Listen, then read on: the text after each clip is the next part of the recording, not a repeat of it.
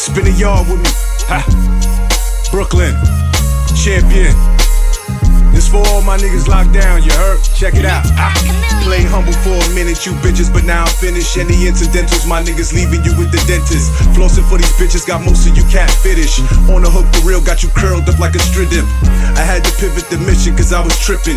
Doing too much for niggas just to get attention. My self-esteem had me thinking the wrong dreams. July 31st, Mustafa was born, bitch, I'm a king.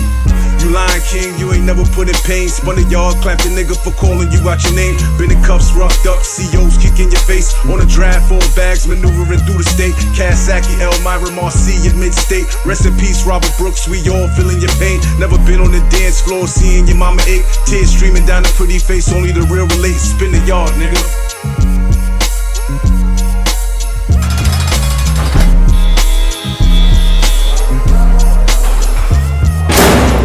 What's good, everybody? It's your boy Champ, aka Champion Style TV, aka Mr. Spin the Yard. I'm back with another dope episode. We out here in beautiful Miami, Florida. It's only right that we come out here, and we got a lot going on, you know what I'm saying? Let me say this first. Thank you for liking, subscribing, sharing, commenting, becoming a member of the channel. Your support is definitely needed. Make sure y'all hit the link down below to become a member to get exclusive content. Anyway, it's only right that we out in Miami, and I had to pull up on my boy, Mixed by Kamillion. If y'all don't know who this brother is, he is a producer extraordinaire, mixing engineer extraordinaire that built his brand from the ground up with his bare hands. All right? So please get used to hearing his name and seeing this brother out there. Mixed by Kamillion. What's up, my brother? What up, yo? How you feeling? I'm alright. That was a good introduction? Nah, it was good. That's good, man. How you feeling today? It's beautiful out here, man. Yeah, it's real beautiful. That's happy to be here, that's it. Yeah, I'm happy to be here too, man. Thank you for taking out your time to spin the yard with me. You know, we spinning the waters, you heard? Right. So anyway, let the people know, like, you know, who you are and what's your claim to fame. I'm Mixed by Kamillion. I'm a engineer / producer. And I make shit happen. You do dope shit. Yeah. Some Kanye shit, you do dope shit. So, me and you met a few years ago. You have this beautiful space in Elizabeth, New Jersey. What really took me, which really excited me, you know, walking into your space and meeting you, was your work ethic, right? Seeing how you are able to multitask, you're able to, you know, connect with the artists while they're in the booth and guide them. Plus, you got other people in the background that are producers in other positions. You're showing people how to market, you know, video content, stuff like that. Where does that energy come from to be able to multitask like that?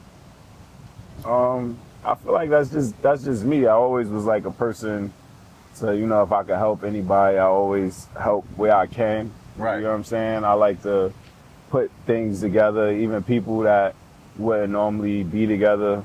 So just like, even with my space is like a space where it's like you can meet such and such. So it's like even your first time meeting somebody, like, oh, yo, I met you at Chameleon spot, or I was at the studio in Elizabeth. Like, that type of thing is like, I feel like my purpose is like connecting the dots. Like, I'm just like a playmaker in a sense. Like, Got you. Now, you're from Jersey.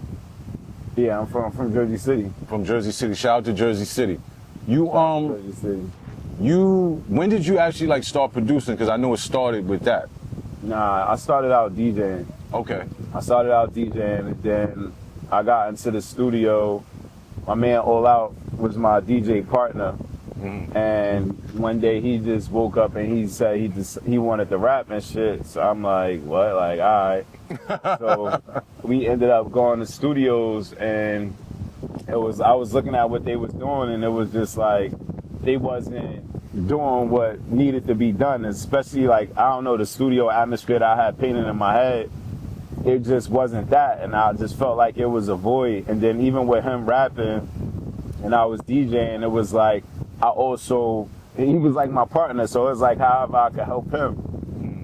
You get what I'm saying? Yep. So it started out that way, and then we had like a whole family. I ain't gonna say team, none of that. Like Mini Man Records was like a family, and like a lot of people did music. So we kind of started like a small little record label. It was just that we didn't really know what we was doing. We didn't have no guidance. So that's another reason why I like to help people, because years ago when we first started, it was like nobody to help us. Like we didn't know what we were doing, and we didn't have nobody in arm's reach to be like, yo, what should we do? Right. You know, everybody was like literally clueless. Like, so that's what the situation was. So for me, it was like, when I get to a certain point, I'm like, yo, I'm gonna make sure that I help out. Like, right. You know what I'm saying? And that's the type of person I am anyway. So what was some of the mistakes that you made early on? Because I've seen like older footage of you and your guys back in the days running the club scene in Jersey City and other parts of Jersey. Because y'all have all this content out there on YouTube right now, y'all running around. But what was some of the mistakes besides the guidance not being there? The biggest thing was business, and that's so one thing that I try to teach people also as well is it's the music business. Like, yeah, we love making music, and you get caught up in being talented and you got the talent, but the reality is it's the music business. Right. So if you don't know the business side, you already lost. You get what I'm saying? Like, it's structure, and that's what we lack. We lack structure in the business side. And that's because we didn't not only did we not understand the music business, we didn't understand business, period. Like, we were just young kids growing up. Yeah, we got money, but we didn't know what to do with it. You get what I'm saying? Just like, outside every night partying. Yeah, blowing the money. You get what I'm saying? It was it was no business. It wasn't building credit. It wasn't like, we didn't understand business. You know what I mean? And again, we didn't have nobody to tell us either. So even when it come to business, where we from, a lot of people didn't even own their own business. Everybody had a job. Like, you worked for somebody. Like, the boss was the drug dealer on the corner. You get what I'm saying? That's who the boss was, and that's the boss that everybody wanted to be. But even with that, it's only could go but so far. Like, you can't. Like, money on hand is never. It's not enough, resourceful, if it's not being put in the right places. Exactly. So again, it was like what we lacked was really the business side of it. So what made you transition from DJ into engineering? And how was that transition? Was it hard? Was it pause? No, it wasn't. It wasn't difficult. It was a process, only because when I went into engineering. So I got my first studio in 2005 or 4. It was a small little space or whatever, but even at that time, it was just still more so me and my friends type shit. It wasn't understanding the business. So even again, at that time, I had a job. Right. So like, I was making money at my job, but paying for the studio, which is backwards in any business. If you're taking money from nobody was actually paying for sessions. Yeah, it wasn't about that. It was just me and my niggas. Like, the plan was to take over the world. Like, that's just the reality. Like, so I didn't even work with outside artists. It was more so just me and my friends, like, that I really work with, or niggas that was like part of the family. Like, So I mean, the thing with transitioning from DJing to producing, right? Because you knew how to DJ already, you already was good with timing. You already were good with sounds and mixing and stuff like that. Yeah. When did you say, okay, I'm going to start making beats now? What's good, everybody? It's your boy Champion Style, aka Champ, aka Mr. Spin the Yard. Listen, I have a question for y'all. Are y'all tired of uploading to YouTube and getting no views, or posting to social media with zero visibility? Well, Wham Promotions is the go-to team for music artists, podcasters who want real, measurable growth. From YouTube to Instagram and Spotify, they help you get seen, heard, and paid. I'll say that again, they help you get paid. All right? Are y'all ready to level up your platform? Then visit whampromotions.com. That's WAMM promotions.com. And use the code SPINTHEYARD, SPINTHEYARD, for a 10% off of your first order. Tap in with Wham Promotions today. Salute. Well, that came years later. Only like when I got into engineering, I can't even say that, because when I had started out with a MPC 2500, because even with DJing, we used to make mixtapes. So our mixtapes is like different from everybody else mixtapes. Like Jersey City got his own sound. Right. So basically we would chop stuff up. Like I'll take drums from Can't Stop, Won't Stop, and then I'll take a melody from fucking Michael Jackson and make a beat out of it. Right. So for years, even with the DJing, I was already making beats.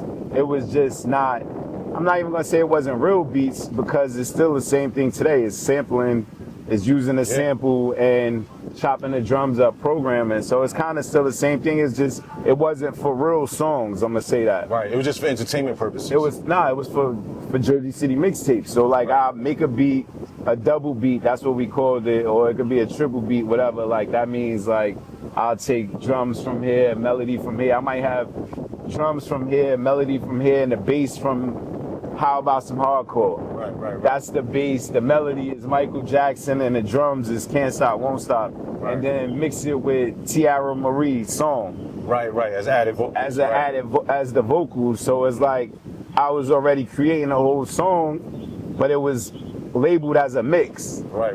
And I didn't have rights to it. Like I wasn't dealing with like real artists that I knew or that I was actually working with. It was just making mixes.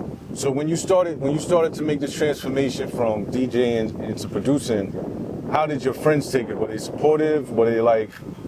Well, my friends was rapping, so when I really started making beats, like they was happy as hell. Like the only thing was that my mind, like in the beginning, it was like I ain't gonna lie, I ain't start out the shit was just all shit was fire because I was still understanding. Like I didn't understand keys in the beginning, like I didn't understand notes. So it's like, you know, G minor, C minor, A minor, whatever. I didn't understand none of that. So when I used to make beats, shit'd be off key because I didn't understand that part. So with that being said, it's like I'll play a beat for somebody and the shit'll sound hard to me, but to them it's like, this shit is off. yeah, I don't know, and they don't know why, and I don't know why, but the shit ain't right. Like, but in my head, because coming from Jersey City mixtapes, we did that shit all the time. Right, we didn't give a fuck about no key. And nobody listening is saying, oh, it's off key. Nah, they just moving to but it. nobody, and like that was the sound. Right. It was the sound was the off keyness and the roughness and like, so I didn't understand none of that shit. So when I first started making beats, like a lot of my niggas, like some shit they ain't fuck with, some shit they fuck with. Like, and then even years later, as I started working with other artists, some of my old shit, them niggas love that. So it was just like, you know, I got an extensive catalog, yeah. So I mean, all right, so you progress from DJ. You still were DJing while you were producing, correct? You didn't like just stop DJing. In the beginning, I didn't, and then I ended up stopping only because I was at a point where I started thinking about like later on in life, like I had my first kid. So it was like, all right, DJing for me is to right now money. It's like, how can I make long money and money forever? Right. And that's where creating songs, like I'm still getting paid my catalog from songs from fucking 10 years ago. Right. You get what I'm saying? So that's where, for me, it was like, fuck DJing. And then even with the whole thing, we ran the clubs. So even as a promoter, that was just one aspect of it, was DJing. Like, all right, fuck you know what, let the DJs be the DJs. Like, I took the DJ off my name. So you used to be DJ Kamillion? I used to be DJ Kamillion. Like, I got my fur coats. Like, I got DJ Kamillion stitched in the inside. Like, facts. Like, well, that's a part of your growth. Yeah. Right. So you're producing now. Can you name some of the notable people you worked with when you got into the producer field? As far as production or engineering? Production. So production, I got, I did a record for Nori, PD Crack,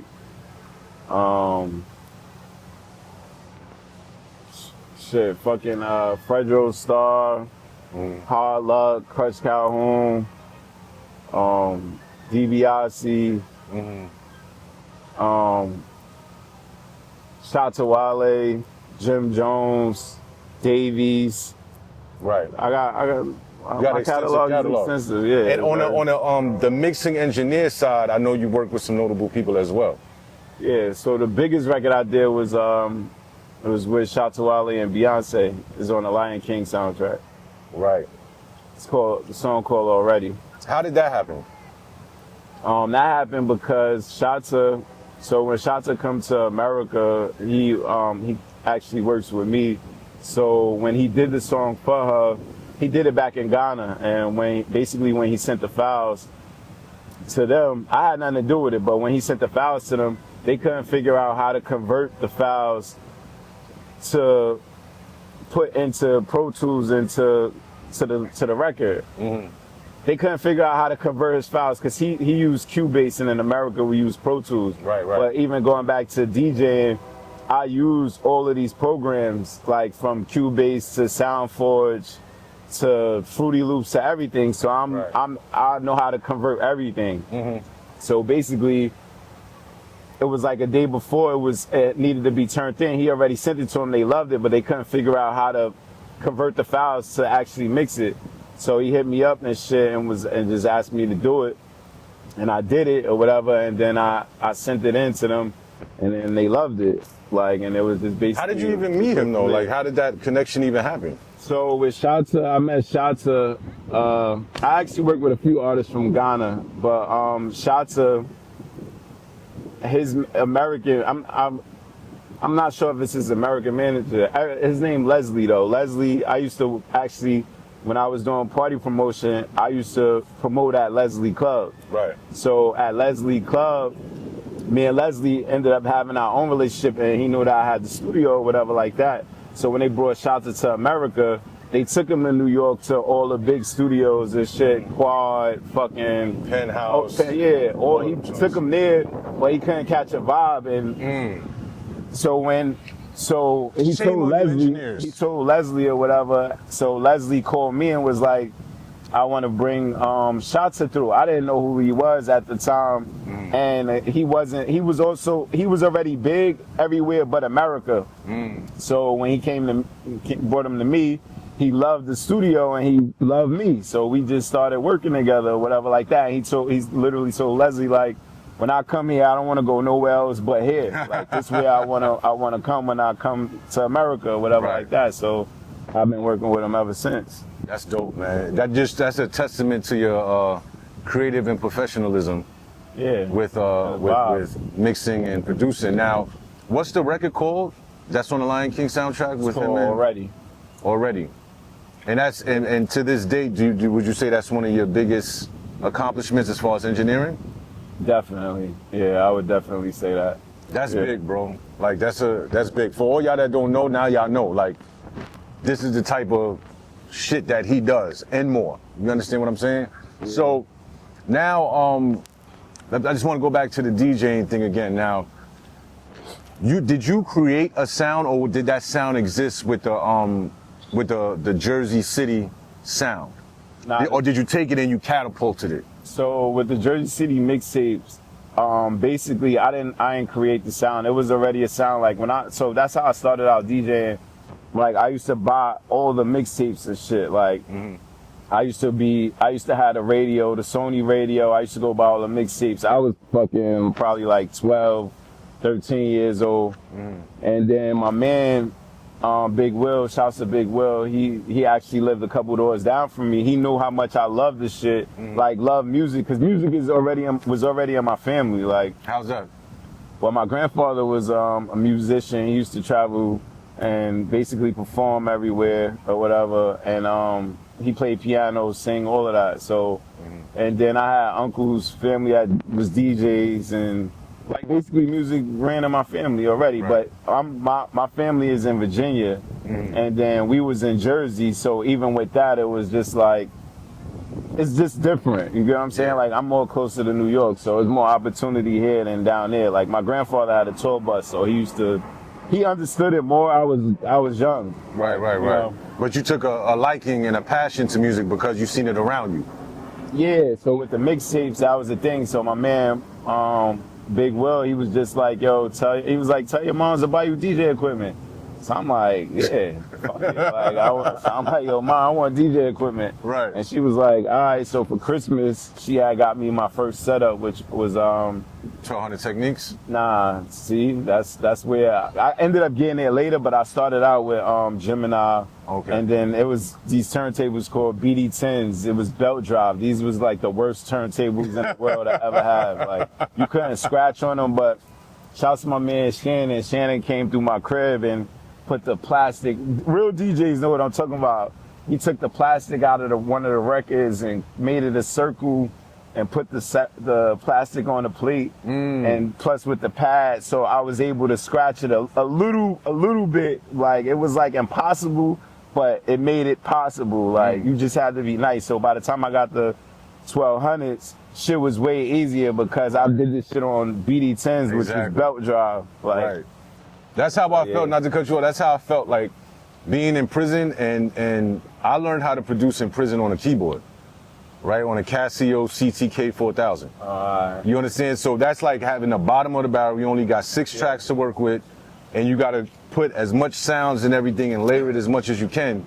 And then coming home and being learned about Fruity Loops, FL Studio, I'm like, this ain't shit. This easy. I put a MIDI controller to it.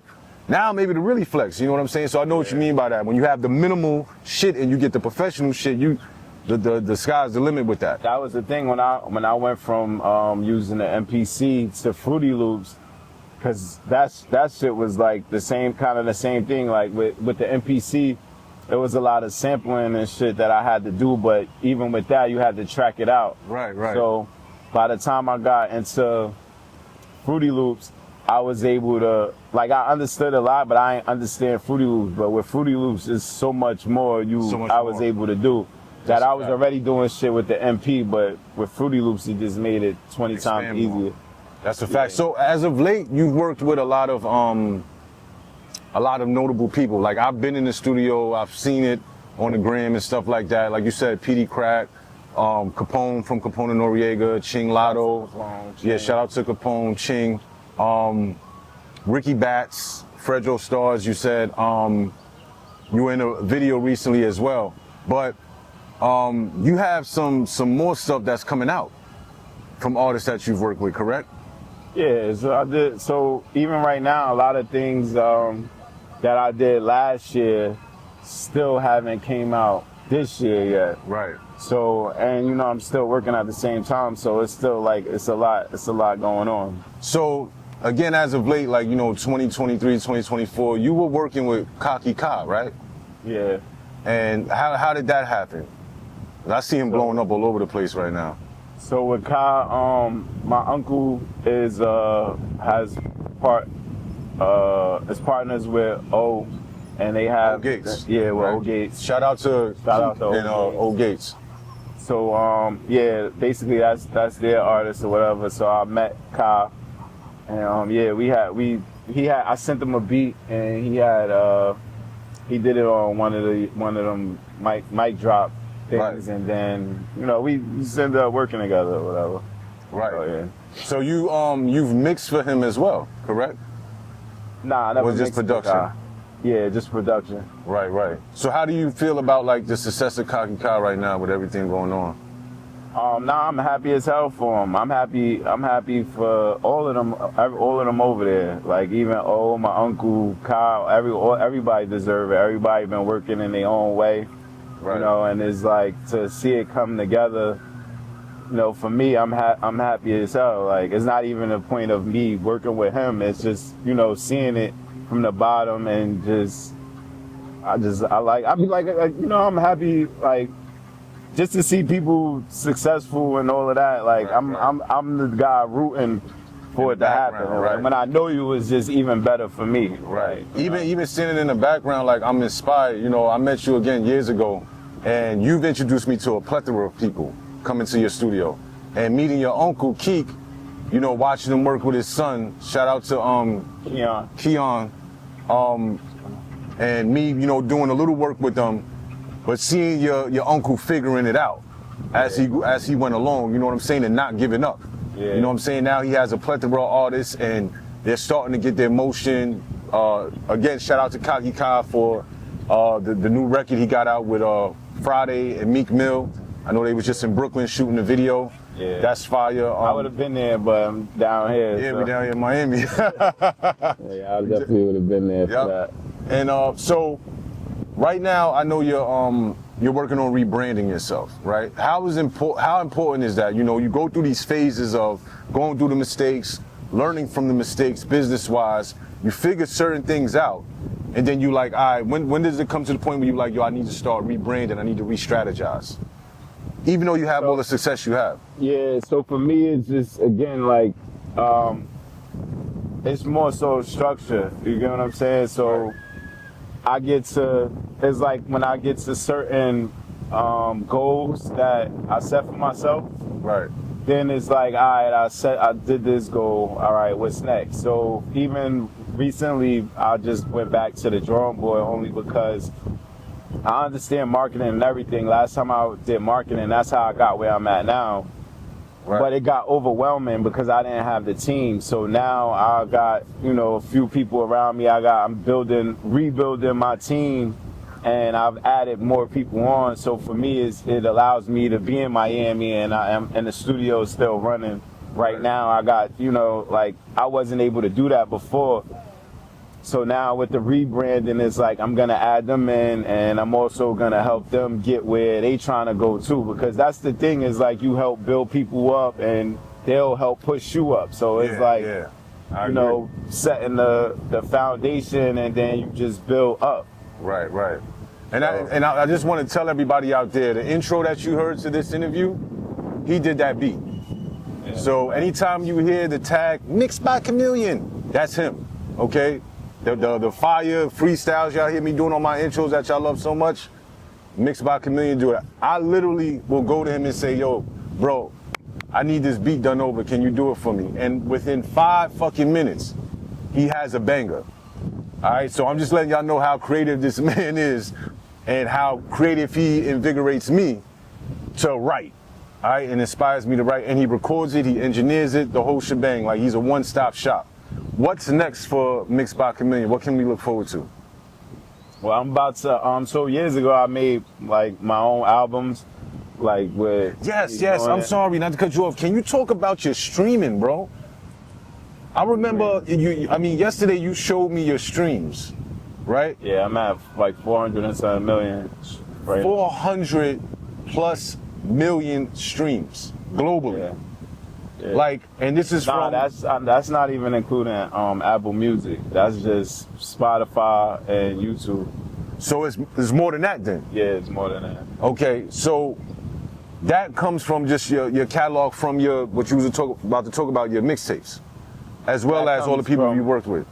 Yeah, so basically that's all across the board. That's right. where everything.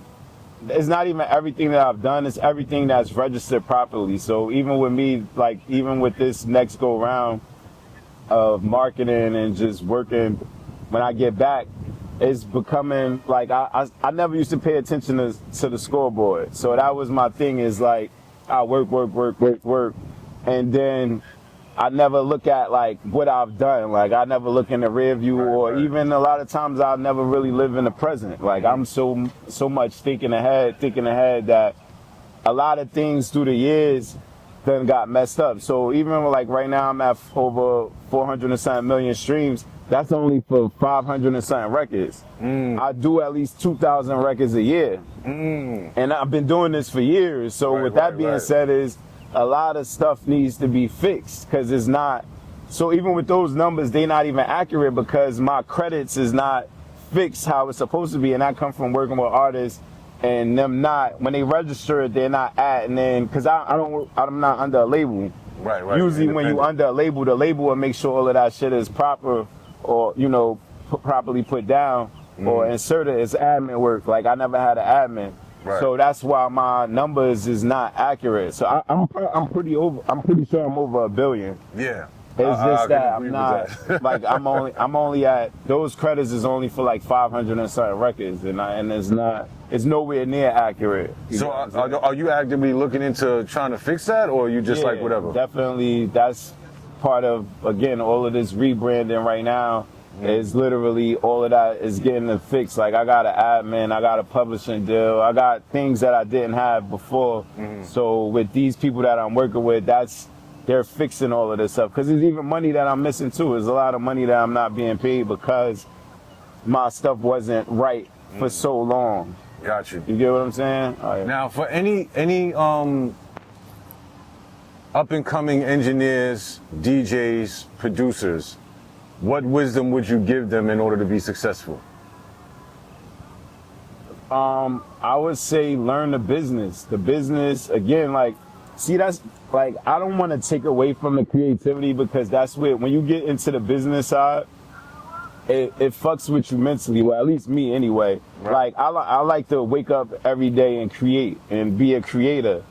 Right. And Right. I've done that for so many years that even now to this point is like, I had to understand the business, because I could wake up and create every day, but if you're not being paid for it later on when you get older in life, it's like, damn, well, I know I'm supposed to have more money than this. Like, where's the money at? Live with regrets. But yeah, so it's like, not to take away from the creative side, but you have to understand the business. And it's like a balance, because even on the creative side, you still have to learn that too. Like, you don't just wake up and be nice. Like, you have to perfect your craft. Right. So even with that, technology is changing every day. Programs is changing every day. Updates is happening every day. So you, as much as you locked in on the creative side, you got to be locked in on the business side. Because if you're not, again, right now it could be cool. Like, man, I don't care about the money. I just want to. But then later on, it's like, damn, where does money at? Yeah, like, exactly. Especially when you need it. Yeah, it's like, it's not a problem until you need it. Right, You know what I'm right. saying? So it's like, you got to understand both. And again, it's the music business. So you have to understand the music business. Like, because there's a lot of people that take advantage of you. Like, they know, like, there's people that's in the music business that don't give a fuck about the creative side. Like, They just want the bread. they just want the money. So they'll take a person like me, knowing that I'm a good creator and I love doing it, and they'll try to abuse me. Meaning that they'll go take this music, make money off of it, and they don't care whether I get paid or not. And that's what I had to figure out too. You get what I'm saying? Like, Yeah, I understand that. Now, can you tell me a situation where you went through that? Where you produced some shit, you mixed some shit, it was from a label, and you didn't get your just due on it?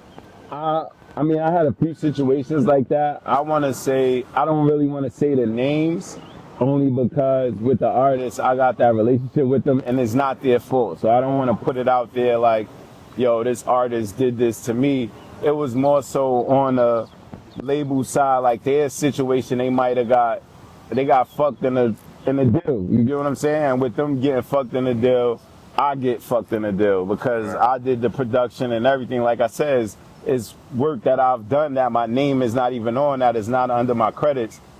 And going back to the artist, it's not the artist's fault, it's the label. And they did this only because it's like, all right, we don't want to pay him. So that's why they didn't put my credentials down either. It's like, oh, we didn't know. Nah, you knew. Right. Because I'm the one who sent you the records. So I know you knew. You just did it because you didn't want to pay me. Like, and then even with the labels, somebody might be there today and gone tomorrow. So the same person who fucked me over 2 years ago, they not even at the label no more. Exactly. It's dummy, you just gone, and now you ain't even trying to help fix my shit. Like, I gotta go through legal matters to get my shit where it's supposed to be. What label was it?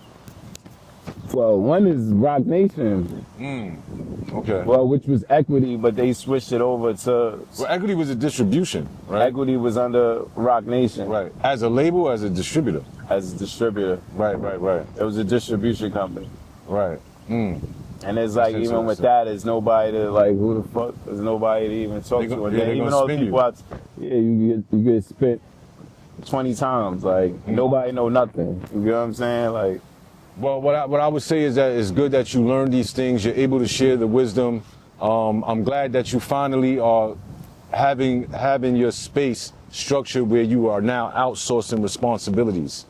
Because I've sat and watched you overwork, right? I've watched you overwork for the time that I've known you, and now it's like, all right, life is short.